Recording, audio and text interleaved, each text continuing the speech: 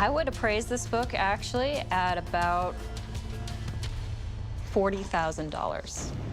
Let me tell you, you are lucky. You probably saved my job. Well, you can thank me with some chocolate or something.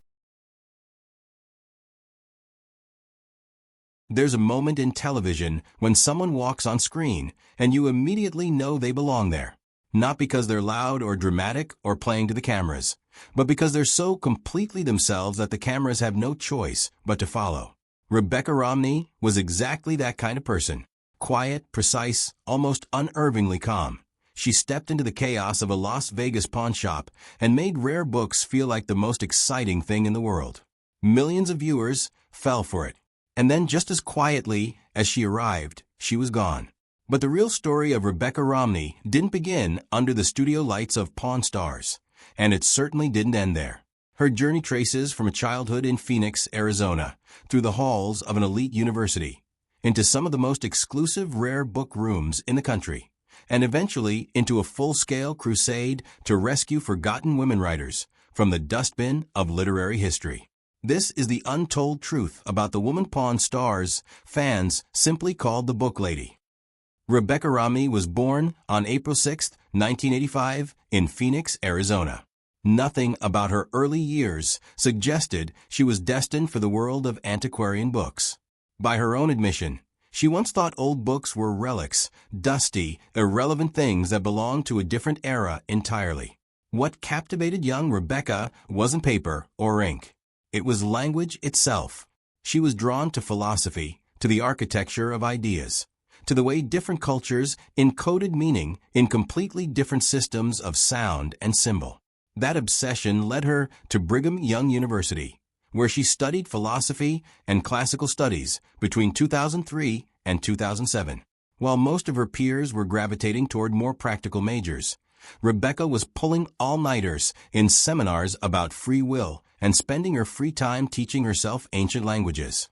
By the time she graduated with honors, she had mastered 5.5 languages: English, French, Japanese, Latin, Ancient Greek, and traces of Old English, largely through sheer self-discipline and an almost compulsive dedication to study.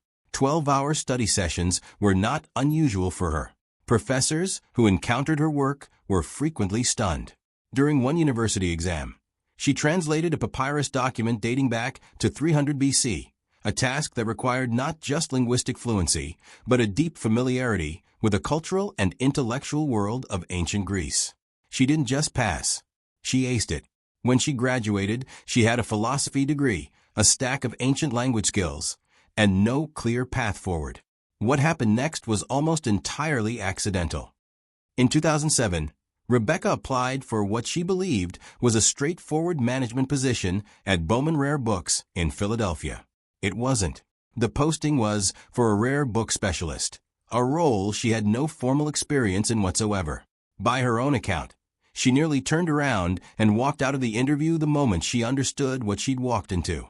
Instead, she stayed. She was honest about her inexperience, made the case for her language skills, and somehow walked out with the job. That decision changed everything. Within months, she was handling materials that most people only ever see behind museum glass. A Shakespeare First Folio from 1623, pages from a Gutenberg Bible, first editions of Isaac Newton's Principia Mathematica. The learning curve was vertical. One wrong assessment could cost a client a fortune. But rather than being paralyzed by the stakes, Rebecca thrived under them. Her language background turned out to be an extraordinary asset. Being able to read a document in its original Latin or recognize the stylistic hallmarks of a 15th century manuscript gave her insights that purely commercial training could never provide. Her rise through Bowman Rare Books was remarkable.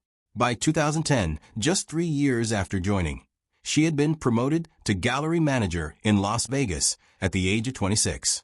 By 2013, at only 29, she became the youngest senior director in the company's history, overseeing catalogs, private sales, and auctions totaling over $10 million annually.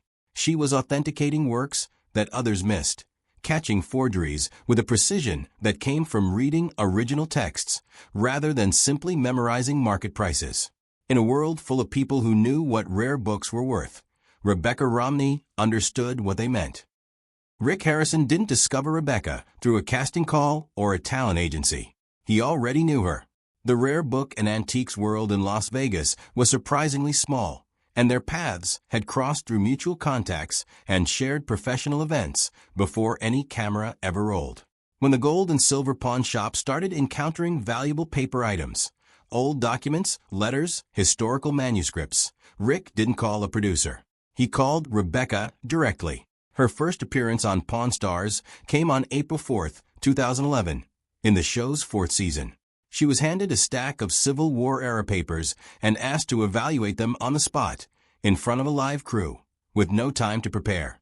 Among the documents was a Confederate bond from 1861. Rebecca examined the paper texture, studied the printing style, and scrutinized the ink. Within minutes, she had exposed a forged signature that reduced the item's value from several $1,000s to a few hundred. Viewers watched in near silence. She hadn't raised her voice once. That episode set the template for everything that followed. Between 2011 and her departure in early 2015, she appeared in roughly 30 episodes, appraising everything from a $2,000 replica of a 1493 Columbus letter to an original broadside of the Declaration of Independence. She authenticated Edgar Allan Poe manuscripts, evaluated 19th century slave trade documents, debunked fake Shakespeare folios, and on one occasion saved Chum Lee from being fired by correctly identifying a real Charles Lindbergh signature that the rest of the shop had written off as counterfeit. She appraised a first edition of Charles Darwin's On the Origin of Species, one of only 250 printed on its debut day in November 1859, at $75,000, and explained its cultural significance with the kind of depth that made viewers feel they were getting a university lecture for free. What made her so compelling on screen wasn't just her knowledge. It was the way she carried it. In a show built on bluster and negotiation, Rebecca operated at a different frequency entirely. She was calm in a way that felt almost cinematic. She could deliver news that a seller's prized possession was worthless, or worth far more than they imagined, with the same measured, unhurried tone. Fans called her the book whisperer. Ratings climbed after her episodes. Online forums buzzed. Viewers pushed for more screen time, even lobbied for a spin-off. She had become, without apparently trying, one of the most beloved recurring figures the show had ever produced. Then came 2014, and the atmosphere quietly shifted. An episode aired featuring a rare 1841 edition of the Book of Mormon. Rebecca examined it, estimated its value at around $40,000, and Rick eventually purchased it for $24,000. A solid deal by any measure. But in the weeks and months that followed, rumors began to circulate that the book had been stolen from the Marriott Library at the University of Utah. Online communities picked up the story.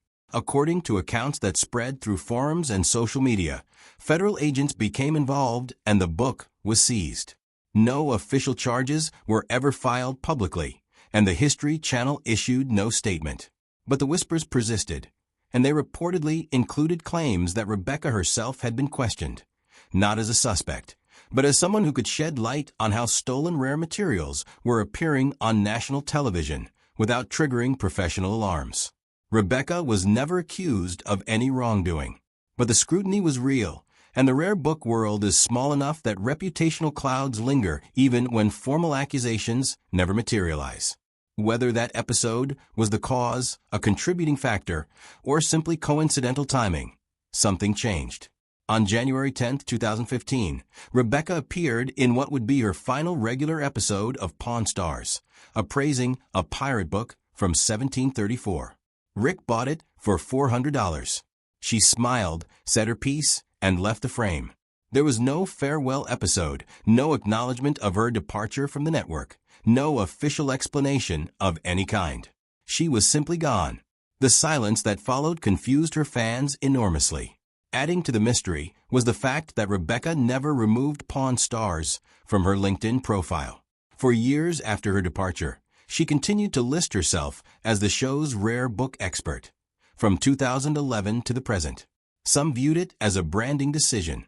Others speculated it pointed to a non-disclosure agreement that prevented her from speaking openly about the circumstances of her exit. Whatever the reason, the ambiguity remained. What the cameras never caught was that Rebecca Romney was building something far more significant than a television career. In 2017, she and her then-husband J.P. Romney co-authored a book called Printer's Error: Irreverent Stories from Book History, published on March 14th of that year. Spanning 368 pages, it was a deep and often darkly funny exploration of the strangest episodes in the history of the printed word, forged copies of Galileo's work, Charles Dickens's bruising battles over copyright in the 1840s, the enduring mystery of the Gutenberg Bible, which despite being one of the most famous books in existence, never once mentioned Gutenberg by name. The book was praised by critics, sold well, and accomplished something genuinely rare for a former reality television personality. It established Rebecca as a serious intellectual voice with something original to say. Then, in 2019, she co-founded Type Punch Matrix in Silver Spring, Maryland, alongside partner Brian Cassidy. This was not a boutique antique shop. It was a full-scale rare book firm dealing in some of the most significant materials in the field: Shakespeare folios, Gutenberg Bible leaves, radical and overlooked titles that most dealers wouldn't touch. Within a short time, the company was serving elite clients and moving pieces worth hundreds of thousands of dollars.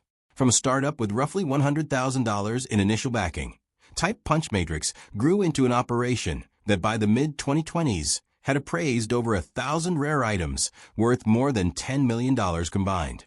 That same year, 2019, she helped broker a notable acquisition, and by 2022, she facilitated one of the more remarkable deals in recent rare book history when she assisted the Lilly Library in acquiring 2,000 romance novels for $250,000 in just 16 hours, a record for that kind of transaction. The collection represented exactly the kind of overlooked, feminized literary history that had come to define her professional mission. Also in 2017, Rebecca and Heather O'Donnell launched the Honey and Wax Book Collecting Prize, an annual $1,000 award given to women under 30 who had assembled the most original and meaningful book collections.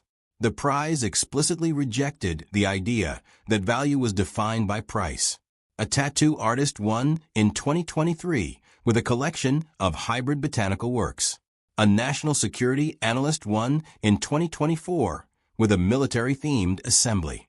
The prize was backed by Biblio and Christie's, and by 2025, it had honored 9 women while inspiring a much wider conversation about who gets to call themselves a collector, and why women in the rare book world had so long hesitated to claim that identity. But perhaps the most significant work of Rebecca Romney's post-television career arrived on February 18, 2025, with the publication of Jane Austen's Bookshelf. The book was, by any measure, a literary and cultural intervention. Its central argument was that the women writers who had directly shaped Jane Austen, Frances Burney, Anne Radcliffe, Charlotte Smith, Charlotte Lennox, had been systematically erased from literary history, not by accident, but through patterns of institutional neglect that Rebecca documented with the same forensic precision she brought to authenticating old manuscripts. The numbers she uncovered were stark. Only 10 to 15% of 18th century novels written by women survive today, compared to roughly 40% of those written by men. Frances Burney Evelina sold 3,000 copies in the 18th century and was directly credited as an influence by Austen herself. And yet by 1850, it had largely vanished from public consciousness. Charlotte Smith's poetry provided a template that shaped Wordsworth's career, and she was rewarded with near-total obscurity. Anne Radcliffe inspired Edgar Allan Poe, Mary Shelley, and the entire Gothic literary tradition, and was still routinely excluded from academic syllabi in the 21st century. What gave the book its unusual power was its autobiographical dimension. Rebecca admitted openly that she had not heard of most of these women during her own education, not at university, not during her years handling rare books professionally. She had read Richardson and Fielding, but never Charlotte Lennox or Maria Edgeworth, despite the fact that Austen had. The erasure was not just historical. It had reached into the education of someone who spent her entire career thinking about books. That admission, more than any statistic, drove the book's argument home. The critical response was extraordinary. The New York Times called it sharp and fearless. The Washington Post described it as thrilling. The Guardian called it instinctive and electric. Within weeks, the book had sold over 20,000 copies, exceptional numbers for a work of literary history. In May 2025, Rebecca was invited to deliver a lecture based on the book at the Grolier Club in New York, founded in 1884 and widely considered the most prestigious rare book society in the United States, with a worldwide membership capped at 825. Rebecca Romney's story resists the easy arc that television likes to impose on people. She didn't become famous and then fall apart. She didn't leverage her screen time into a vapid brand. She walked away from a show that adored her, built a business, wrote books, changed how a profession authenticates its most valuable objects, and spent years quietly rescuing the literary legacies of women who deserved far better than the silence history handed them. The cameras caught a sliver of who she was. The rest happened in auction houses, university libraries, rare book seminars, and the kind of private professional spaces that television rarely follows people into. Whatever truly happened in 2015, and the full story may never be entirely public, what followed was something more interesting than any pawn shop negotiation. It was a career built on the conviction that what gets preserved and what gets lost is never purely a matter of accident. And in the rare book world, that turns out to be one of the most radical things you can say. Like, subscribe, and follow for more.